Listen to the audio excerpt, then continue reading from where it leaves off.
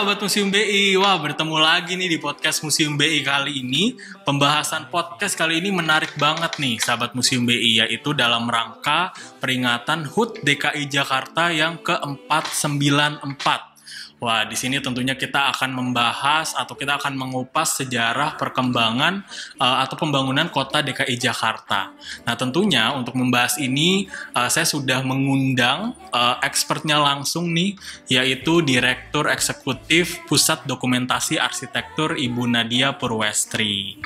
Nah, sahabat Museum BI, jadi Bu Nadia ini sudah banyak sekali melakukan penelitian tentang pembangunan di DKI Jakarta ya. Tentunya pas banget nih untuk menjadi narasumber kita kali ini. Baik sahabat Museum BI, untuk membuka podcast kali ini tentunya saya sudah menyiapkan pantun khusus untuk kalian dan juga DKI Jakarta yang sedang berulang tahun yang ke-494.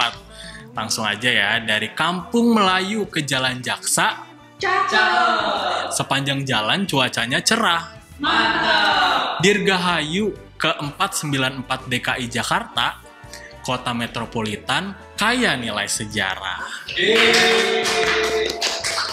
Baik sahabat Museum BI, kita sapa terlebih dahulu Ibu Nadia dari Pusat Dokumentasi Arsitektur nih. Selamat pagi Bu Nadia. Selamat pagi Mas Jordan, selamat pagi sahabat Museum BI.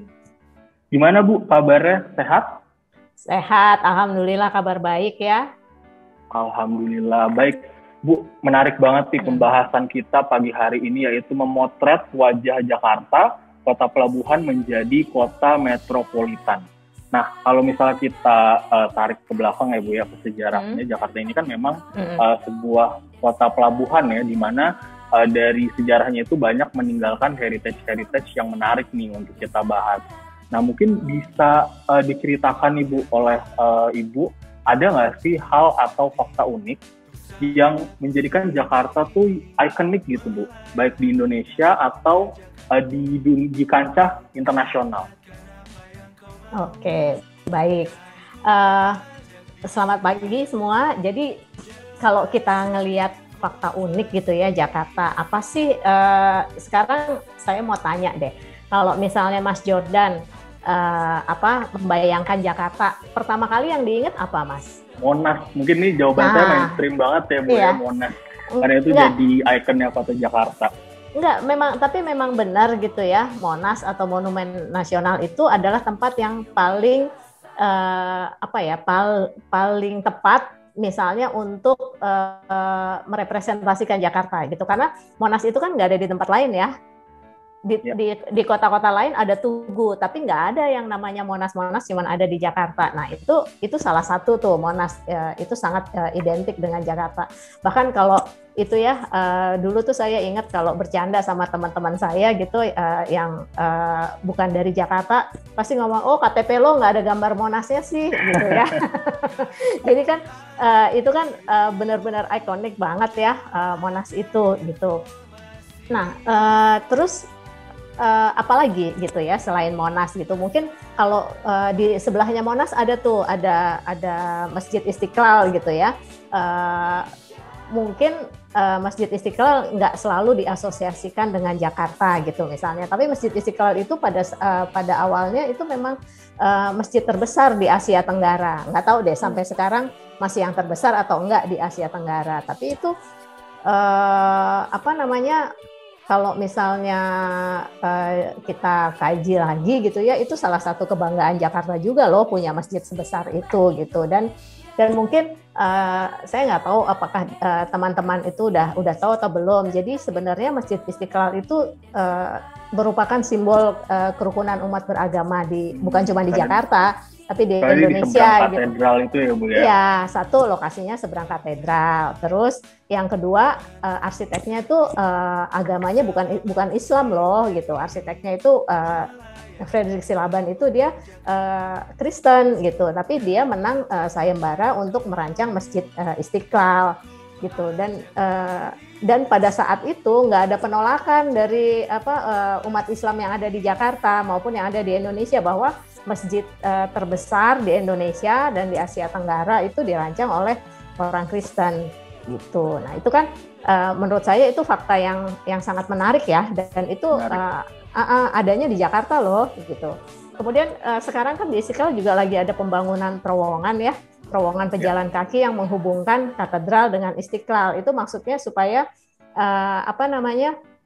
kalau misalnya lagi ada acara perayaan hari-hari besar keagamaan, entah itu Idul Fitri, Idul Adha maupun Natal atau Paskah, mereka bisa saling memanfaatkan lahan parkir gitu. Karena kan mungkin ngebludak ya, misalnya kayak katedral itu kan lahan parkirnya sempit. Jadi mereka bisa pakai lahan parkir di Istiqlal, terus mereka yang mau beribadah di katedral bisa pakai terowongan itu untuk Istiqlal. Nah itu salah satu fakta yang unik dan menarik kalau menurut saya. Tuh. Luar biasa sekali ya sahabat Museum BI. Jadi itu bisa dibilang torehan sejarah baru ya untuk merawat kerukunan yang ada di Jakarta ini ya Bu ya. Iya betul banget itu. Dan kita bangga loh warga Jakarta gitu ya, punya Istiqlal, punya Monas yang sangat ikonik gitu. Fakta yang cukup unik juga gitu ya. Jadi kalau misalnya emas yang ada di Monas itu, kalau kita melihatnya dari arah istana yang depan itu istana apa deh? Istana Merdeka ya, yang menghadap ke Monas itu kan Istana Merdeka. Kalau misalnya kita memandang si emasnya Monas dari arah Istana Merdeka, itu kelihatan seperti badan seorang wanita dilihat dari belakang, rambutnya terurai gitu. Wah, itu saya malah baru tahu tuh Bu ceritanya. Iya, jadi itu itu cukup menarik gitu, terutama kalau misalnya udah lampu yang ada di emasnya itu sudah dinyalakan. Nah itu makin jelas terlihat lagi itu gitu. Jadi kayaknya Pak itu menarik kan, tapi ya mungkin buat kita orang biasa agak susah juga ya sengaja gitu sore-sore maghrib berkunjung ke Istana Merdeka cuma lihat itu agak susah. Aksesnya agak susah buat masyarakat umum gitu ya Bu ya. Iya, tapi itu menarik gitu, menarik banget karena ini kan mungkin ada kaitannya dengan presiden kita yang pertama ya, Presiden Soekarno yang menginisiasi pembangunan Monas itu gitu kan. Soekarno dikenal pencinta keindahan gitu. Mungkin dia saya juga nggak ngerti ini sengaja atau enggak. Pokoknya kalau dilihat dari istana harus menyerupai itu gitu atau gimana. Menarik Ibu, makasih banget. Saya juga baru tahu gitu ya. Mungkin nanti kalau misalnya ada ngelihat emas dari sisi Istana Merdeka tadi. Gitu. Oke Bu, kita lanjut ke pertanyaan kedua sih ini jatuhnya.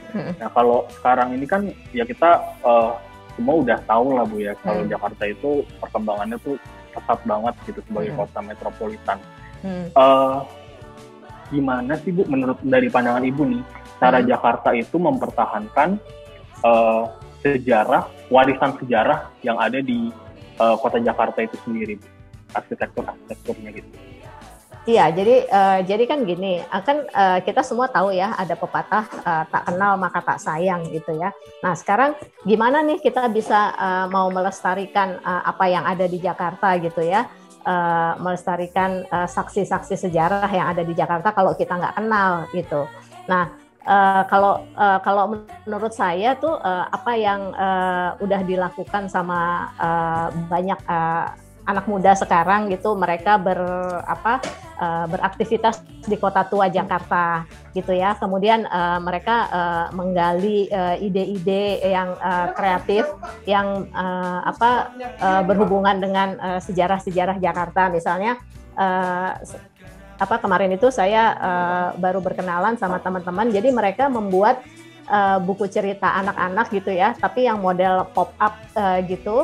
Nah itu mereka cerita tentang si Pitung. Nah Pitung itu kan terkait dengan legenda atau sejarah Jakarta. Jadi maksudnya anak-anak sekarang mereka mulai memperkenalkan sejarah ke anak-anak gitu ya, yang berkaitan dengan Jakarta, supaya mereka kenalnya nggak cuma Walt Disney atau komik-komik Jepang gitu. Nah, menurut saya itu udah oke banget gitu, bahwa Jadi intinya adalah gimana caranya kita memanfaatkan data-data yang terkait dengan sejarah Jakarta tadi untuk sesuatu yang lebih kekinian, lebih kreatif gitu.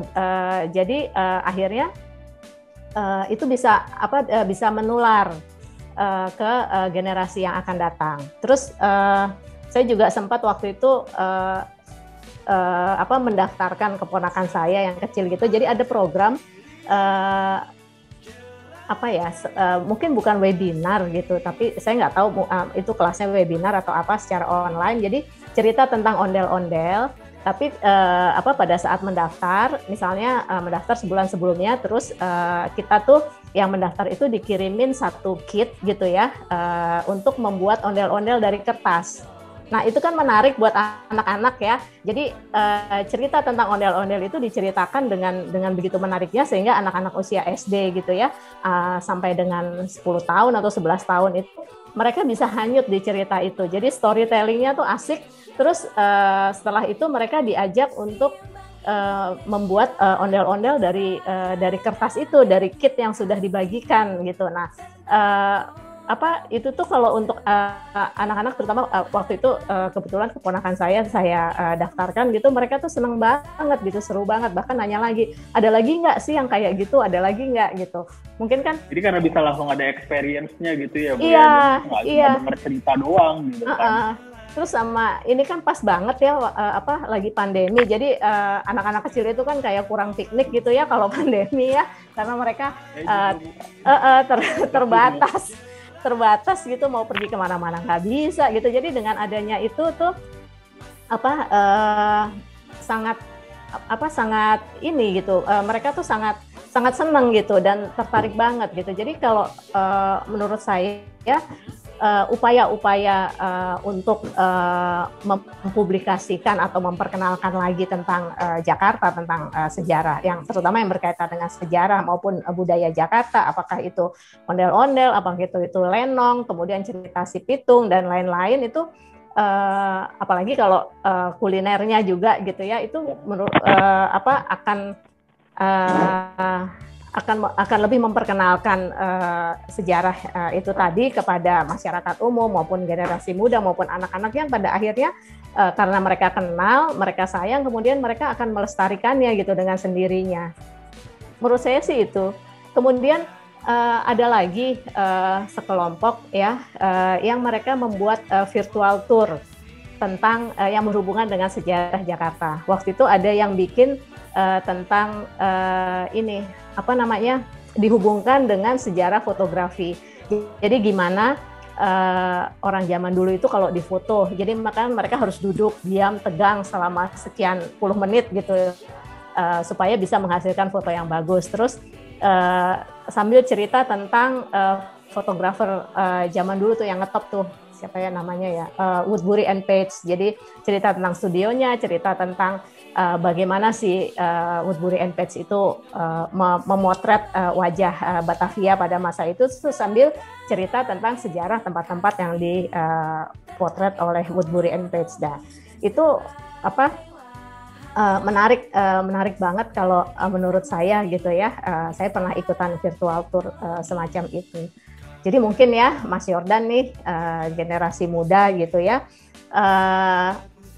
kalau punya ide-ide kreatif coba deh disambungin sama hal-hal yang berhubungan dengan sejarah kota Jakarta gitu. Jadi kalau kita bisa menampilkannya secara unik, secara kreatif dan inovatif, pasti banyak yang tertarik juga gitu loh. Nah, ini adalah salah satu upaya bagaimana kita melestarikan sejarah maupun budaya yang ada di Jakarta itu. Wah iya Ibu, menarik banget tadi ya. Jadi gimana caranya mengemas sejarah itu dengan menarik gitu ya, supaya nanti anak-anak muda tuh juga bisa mewariskannya lagi gitu ke generasi-generasi berikutnya gitu ya Bu ya. Iya betul. Ngomong-ngomong yang tadi Ibu bilang yang foto foto jadul itu berarti latar belakangnya di Kota Tua ya Bu ya, atau di mana? Itu macam-macam sih, tapi karena waktu itu kan memang pusat kotanya ada di Kota Tua sekarang ini ya, daerah Taman Fathahillah dan sekitarnya, Kali Besar, memang pusat kotanya di situ. Jadi itu jadi salah satu objek yang sering difoto gitu. Baik. Nah, kita nyambung dari Kota Tua ya nih ya Bu ya, kita bahas Kota Tua. Jadi kan Kota Tua itu salah satu area di Jakarta yang bisa dibilang nilai historisnya kaya banget nih ya Bu ya. Betul. Mungkin bisa diceritain nggak sih Bu, untold story dari Kota Tua itu apa sih Bu, yang orang-orang tuh belum tahu gitu? Kalau misalnya saya bilang Kota Tua itu adalah cikal bakal kota Jakarta, itu pasti udah tahu ya. Tapi maksudnya gini, sebenarnya Kota Tua itu udah jauh banget tuh udah ada. Jadi bermula dari satu titik gitu kecil yang di abad ke-5, bayangkan ya, abad ke-5 itu udah ada gitu. Jadi pelabuhan kecil gitu namanya Kalapa. Nah, terus setelah itu kan berkembang, kemudian yang sekarang kita kenal dengan Sunda Kelapa gitu ya. Tapi titiknya di situ gitu. Nah, ada yang tahu nggak kalau dulu itu di Kota Tua itu dikelilingi oleh tembok kota? Oh, itu kalau nggak salah bagian tembok kayak itu ada di area belakang Museum BI nggak sih Bu? Iya betul. Bekas, itu runtuhan temboknya gitulah. Iya, jadi dulu ya mulai sekitar tahun awal abad 17 ya, 16-19 itu VOC itu membangun kota Batavia. Pusatnya itu ada di Kastil Batavia. Nah, Kastil Batavia itu sekarang lokasinya kira-kira di sebelah utara antara Jalan Tongkol dengan terusannya Kali Besar. Nah, kira-kira di situ. Nah, sekarang udah kalau dilihat di atas tanah sih udah nggak berbekas. Nah, terus kota itu dikembangkan ke arah selatan, kemudian dikelilingi oleh tembok sebagai benteng kota. Nah, jadi tembok itu batas selatannya adalah Museum BI. Makanya di Museum BI itu ada sisa bastion. Jadi sisa pondasinya bastion. Jadi dulu di benteng itu di sudut-sudutnya sama di beberapa titik itu ada bastion. Bastion itu adalah intinya untuk tempat pengawasan gitu ya, kayak menara pengawasan untuk menjaga kota gitu. Memang sekarang sisa tembok benteng itu udah tinggal sedikit banget, masih tersisa itu di Museum Bahari di sebelah utara itu masih ada tembok kotanya, tapi ya udah cuma sepenggal itu. Tapi bisa dibayangkan dulu itu dikelilingin tembok itu, kemudian hanya setelah tahun 1740 itu hanya orang Eropa yang boleh tinggal di dalam tembok kota. Nah, makanya kenapa jalan di depan Museum BI namanya Pintu Besar Utara. Nah, itu karena dulu itu orang kalau mau masuk ke dalam kota Batavia itu gate-nya atau pintu gerbangnya tuh ada di situ, dan itu adalah gate yang besar gitu. Jadi pintu gerbang yang besar, makanya dibilangnya pintu besar di utara gitu. Terus yang lokasi Museum BI sekarang itu kan juga dulu bekas rumah sakit ya. Rumah sakit masa VOC gitu, rumah sakit yang ada di dalam kota gitu. Nah, itu sebenarnya seru untuk ngelihat suasana kota Jakarta itu ada dari sketsa namanya Johannes Rach gitu ya. Itu disimpan di Perpustakaan Nasional dan orang bisa kok melihatnya gitu. Jadi itu bisa diakses oleh publik ya Bu ya, kalau mau lihat sketsa itu. Boleh, bahkan waktu itu sempat diterbitkan bukunya deh, tapi saya lupa judulnya apa gitu, dan itu kalau mau lihat di Perpustakaan Nasional ada gitu. Jadi dulu itu suasana di kota Batavia di dalam tembok kota itu seperti apa gitu, bahkan sampai dengan daerah yang ada di luar tembok kota tuh, Weltevreden, sekitar lapangan Banteng itu juga ada sketsanya gitu, menarik gitu. Kalau misalnya mau lihat sketsanya itu bisa ke Perpustakaan Nasional. Kalau mau lihat langsung mungkin bekas reruntuhannya itu bisa ke Museum BI sama Museum Bahari tadi ya Bu ya, satu lagi. Iya, satu lagi Museum Bahari itu masih ada sisa tembok kota Batavianya. Iya. Nah, Ibu, saya juga ada satu pertanyaan nih, Bu. Kalau misalnya Jakarta itu kan bisa juga nih, kalau yang metropolitannya itu identik dengan Sudirman, terus SCBD gitu ya, Bu ya. Itu dulu SCBD itu emang adanya di situ, apa sebelumnya lokasinya beda sih, Bu? Mungkin Ibu ada cerita di balik itu? Ya. Oke, jadi gini Mas, kalau kita kan kenal sekarang yang namanya SCBD itu ada di kawasan Sudirman, Komdak ya, sebelah selatannya Jembatan Semanggi gitu ya. Nah itu memang satu kawasan khusus yang dibuat untuk menampung segala kegiatan bisnis, namanya aja kan Sudirman Central Business District. Tapi zaman dulu gitu ya, SCBD itu adanya di Kota Tua loh. Gitu. Iya, belum tahu, Bu. Iya, jadi itu kan awalnya kota Batavia atau yang sekarang jadi Kota Tua itu kan jadi kawasan pemukiman, pusat kota Batavia, pusat pemerintahan lah, pemerintahan Batavia di situ karena balai kotanya juga ada di situ yang sekarang jadi Museum Sejarah Jakarta di depannya Taman Fathahillah. Tapi kan kemudian kawasan itu jadi kualitasnya tuh menurun karena ada pendangkalan di kanal-kanalnya, terus orang pada keluar semua tuh dari tembok kota, mereka mulai membangun rumahnya di sebelah selatan ke arah Weltevreden gitu ya, Gajah Mada, Hayam Wuruk, kemudian ada yang ke barat, ada yang ke timur ke arah Ancol. Nah makin lama terus pusat kota kan pindah ke daerah Weltevreden tuh mulai awal masa Daendels ya, awal abad ke-19 gitu, Daendels memindahkan pusat pemerintahan ke kawasan Weltevreden. Nah, terus si kawasan Kota Lama Batavia ini akhirnya berkembang jadi sentra komersil, bisnis komersil. Jadi ada banyak kantor-kantor dibangun. Contohnya kantor Yava Sebang yang sekarang jadi Museum BI, kemudian di sebelahnya ada NHM, terus ada beberapa bank lain, kemudian kantor-kantor asuransi banyak di situ. Terus untuk menunjang sarana perkantoran itu dibangun stasiun, jaringan kereta api kan, transportasi untuk ke kawasan komersilnya Batavia saat itu, maka jadilah stasiun Beos atau stasiun kota sekarang. Jadi kawasan itu, Kota Tua ini berubah fungsi dari awalnya pemukiman dan pusat pemerintahan terus jadi kawasan bisnis. Kan banyak bank-bank ya, yang ada di situ ya. Kalau kita lihat sekarang aja selain Bank Indonesia yang gedungnya jadi museum, ada Museum Bank Mandiri di sebelahnya. Kemudian kan Bank Mandiri itu kan dulu ada merger 4 bank ya. Nah, semuanya tuh punya kantor di situ gitu. Karena memang kawasan komersil Batavia itu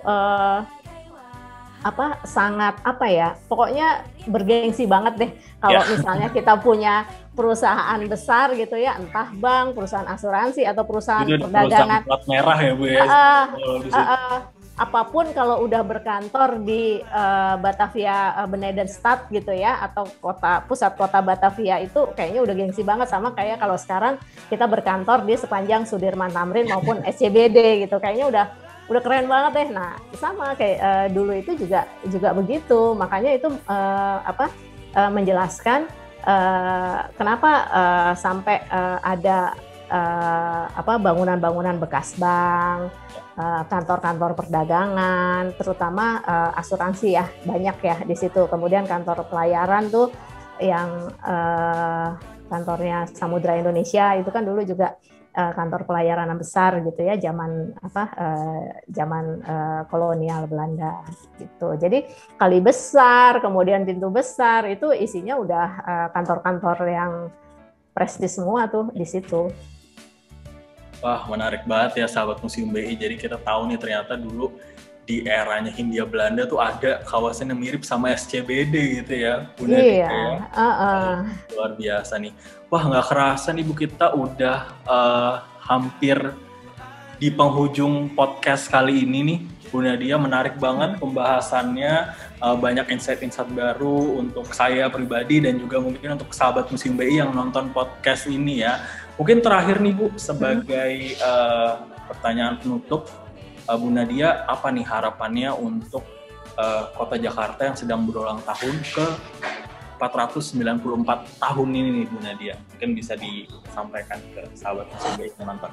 Oke, harapan saya untuk kota Jakarta ya, dengan semakin berkembang gitu, bertambahnya usia gitu, menjadi kota yang lebih manusiawi atau tetap manusiawi gitu ya. Jadi menjadi kota yang nyaman buat kita warga Jakarta tinggal ataupun beraktivitas di sini. Nah, terus untuk teman-teman nih yang masih muda-muda, teman-temannya Mas Jordan ya, yang masih muda-muda, supaya mau berkreasi dengan lebih kreatif dan inovatif untuk Jakarta kita. Gitu. Jakarta kita tercinta. Baik sahabat Museum BI, wah kita sudah selesai nih berbincang-bincang dengan Bu Nadia. Tadi kita sudah membahas menarik banget ya perkembangan kota Jakarta dari zamannya pelabuhan, terus habis itu kita juga bahas sampai SCBD yang ada di Jakarta gitu. Wah luar biasa sekali ya. Nah sahabat Museum BI, untuk tidak ketinggalan konten-konten menarik selanjutnya, jangan lupa nih untuk subscribe channel YouTube Museum Bank Indonesia. Baik sahabat Museum BI, tadi kan podcastnya udah dibuka nih pakai pantun. Sekarang ditutupnya juga wajib dong pakai pantun. Saya udah nyiapin pantun khusus untuk penutup podcast kali ini. Berkirim surat ke kerabat saudara. Cakep. Penuh hasrat ingin berjumpa. Mantap. Mari rawat kota Jakarta sebagai tempat wisata dan budaya. Sampai berjumpa lagi di podcast selanjutnya. Dadah! Bukan museum biasa.